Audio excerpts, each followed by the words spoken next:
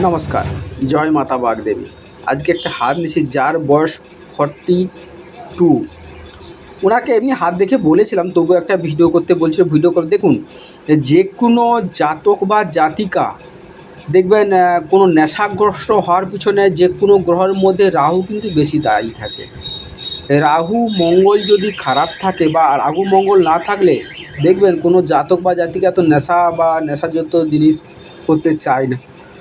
রাহু কিন্তু আমাদের নেশা বলুন যাই বলুন মানে খারাপ দিকে টানতে বেশি সাহায্য করে, একেবারে খারাপের দিকে টানতে। আর তার সঙ্গে সাথ দেয় কে? মঙ্গল।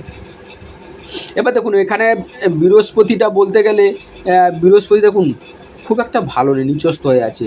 তার মধ্যে রাহু বড় এবং কালারগুলো চেঞ্জ দেখুন। মঙ্গল যে খুব ভালো তা বলবো না, দেখে এখানে মঙ্গল নেই বললে চলে, চন্দ্র তো নেই। এই মঙ্গলটা ভালো নয়, যার ফলে দেখুন একটা নেশাগ্রস্ত হওয়ার যে মানসিকতা সেটা কিন্তু হয়েছে। এবারে দেখুন আর্থিক দিক থেকে দেখুন যেখানে শুক্র ডাউন, শুক্র নেই বললেই চলে, এখন এবার বসে গেছে, সঙ্গে বৃহস্পতি নেই, তাহলে আর্থিক অবস্থাটা থাকবে কি করে? আর্থিক অবস্থা খারাপ, নেশাগ্রস্ত, কিন্তু উনি কিন্তু বুদ্ধিমান এবং ভক্তিপরায়ণ। ভক্তি মনের মধ্যে বা বয়স্কদের ভক্তি, ঈশ্বরের প্রতি ভক্তি আছে, থাকলে কী হবে? দেখুন বুদ্ধি থাকলে যে ভক্তি থাকলে ভালো তা নয়, কিন্তু নেশাগ্রস্ত হলে মানুষ তো সব কিছু, যতই আপনি ভক্তি থাক, যতই যা থাক, তা কিন্তু হয় না। বুদ্ধি থাকলে যখন নেশা করে বুদ্ধিগ্রস্ত হয়ে যায়। তাই নেশাগ্রস্ত থেকে আপনাকে যে কোনো সময় যদি না আপনি বেরোতে পারেন, নেশা থাকলে আপনি সংসারের উন্নতি যতই বুদ্ধিমান, যতই ট্যালেন্টেড থাকুন, আপনি কাজে লাগাতে পারবেন না, সেটা একটা ব্যাপার। আর শুক্র যেহেতু এখানে ডাউন আছে, সেখানে আর্থিক দিক থেকে খুব খারাপ পজিশনে হয়ে আছে। এবার বাম হাতটা দেখুন বাম হাতে এখন একটা বড় তিল হয়ে আছে। উনি নেশা তো করবেই, কোনো কথা হবে না, নেশা করবে, নেশা করে উনি নিজের বরবাদ নিজে করে নেবে। নেশাটার জন্য বললাম। আর যে আরেকটা জিনিস দেখুন, উনি কিন্তু মান সম্মান সবই থাকে। মান সম্মান থাকলে, তার মানে এই নয় যে নেশা করলে মান সম্মান থাকবে না। তার বলছেন যে নেশা করছেন, বলছেন এবার আবার মান সম্মান আছে বললেন। হ্যাঁ, এরকম আছে। দেখবেন অনেকে ড্রিঙ্কস করলেও বাড়ির মধ্যে নিয়ে গিয়ে কোনো লোকালয় না গিয়ে, মানে অনেকে খেয়ে পড়ে থাকে বাইরে, এরকম পজিশানে নয়। উনি কিন্তু ভালো অ্যারিস্টোক্রেট হলেও কী হবে? কিন্তু আর্থিক অবস্থায় জুড়ছে, মানসিক টেনশান হোক, পারিপার্শ্বিক টেনশান হোক, যা ভোলার জন্য উনি কিন্তু এই অবস্থায় ড্রিঙ্কস প্রতিপন্ন হয়। কিন্তু উনি বুদ্ধি ভালো, উনি কিন্তু এখান থেকে উঠে আসতে পারবে। ওনার কিন্তু বুদ্ধি দেখুন, যে কোনো মানুষকে যদি মস্তিষ্কটা ভালো থাকে, উনি কিন্তু ওখান থেকে বেরিয়ে আসতে পারে। হ্যাঁ, অনেক সময় মানুষের বিপর্যয় চলে গেলে তারপরে আসতে পারে তা নয়, উনি কিন্তু সেটা ফিরে আসবে। এবং দেখুন এই বয়সটা দেখুন, এরপরে দেখুন এই বয়সে দেখুন একটা ভালো রিকভারি পাবে উনি, জীবনে ভালো রিকভারি পেলে কিন্তু উনি আরও 1-2 বছরের পরে কিন্তু উনি ভালো রিকভারি পেয়ে যাবে। এখানে লসের কারণ দেখুন, যে লস হয়ে গেছে একটা, জীবনের উপর দিয়ে অনেক কিছু ঝড় বয়ে গেছে, ঝড় বওয়ার পরে তারপরে কিন্তু উনি কি হয়ে যাবে, সেটা কিন্তু আবার উনি সেই জায়গায় চলে আসতে পারবে। তবে ওনার কিন্তু মন চঞ্চল, মন স্থিরতার জন্য, মনের জন্য উনি কিন্তু অনেকটা প্রবলেম ফেস করে।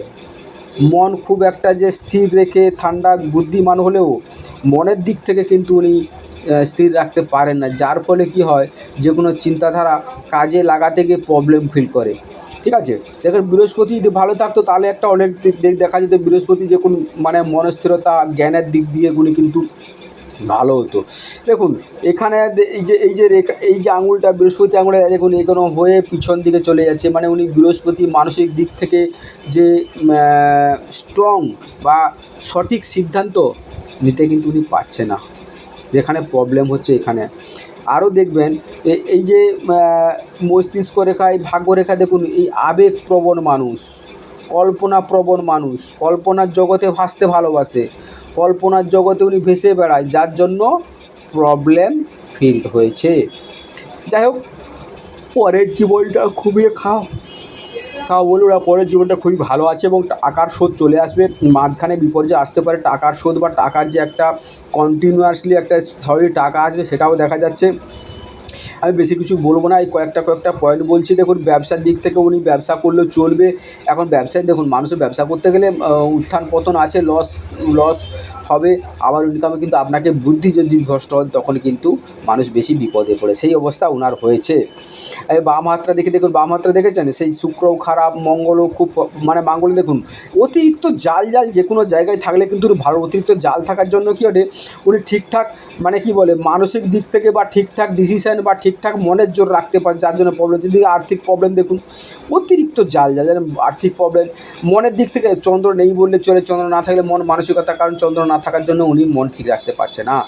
আর এখানে রাহু কিন্তু ওনাকে স্থির ঘুমাতে দিচ্ছে না, স্থির যে কোনো সবসময় উল্টো পাল্টা মাথার মধ্যে চিন্তা, উল্টো পাল্টা মাথার মধ্যে নিয়ে আসে, যার ফলে কি উনি কিন্তু প্রবলেম ফিল করছে।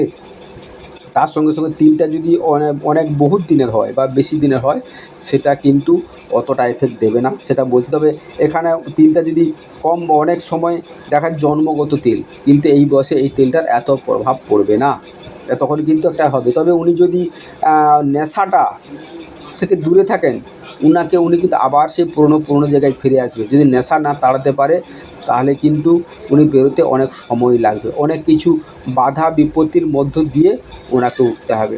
যাই হোক, হৃদয়বান ব্যক্তি, হৃদয়ে ধাক্কা লাগলে সেই যে হৃদয় টুটার দেখলেন, হৃদয় রেখাটা অতিরিক্ত জাল বা অতিরিক্ত খাড়ার জন্য উনি হৃদয় চোট পেয়েছেন। সে সাংসারিক হোক, পারিপার্শ্বিক হোক, যেখানে হৃদয়ে চোট লাগার জন্য উনি এই জন্য ড্রিঙ্কটা ধরেছে। এই ড্রিঙ্কটা কিন্তু ওনাকে ছাড়তে হবে, যে আস্তে আস্তে উনি ছেড়ে দেবে সেটা নিয়ে কথা নেই, আস্তে আস্তে উনি রিকভারি করতে পারবে, কিন্তু ওনাকে একটু সেই জায়গায় আপনাকে নিজেকে চেষ্টা করতে হবে, নাহলে কিন্তু হবে না, কেউ আপনার হয়ে কাজ করবে না, আপনাকে নিজেই করতে হবে। নমস্কার, চ্যানেলের সঙ্গে থাকবেন, সাবস্ক্রাইব করে ভিডিওটা শেয়ার করে দেবেন।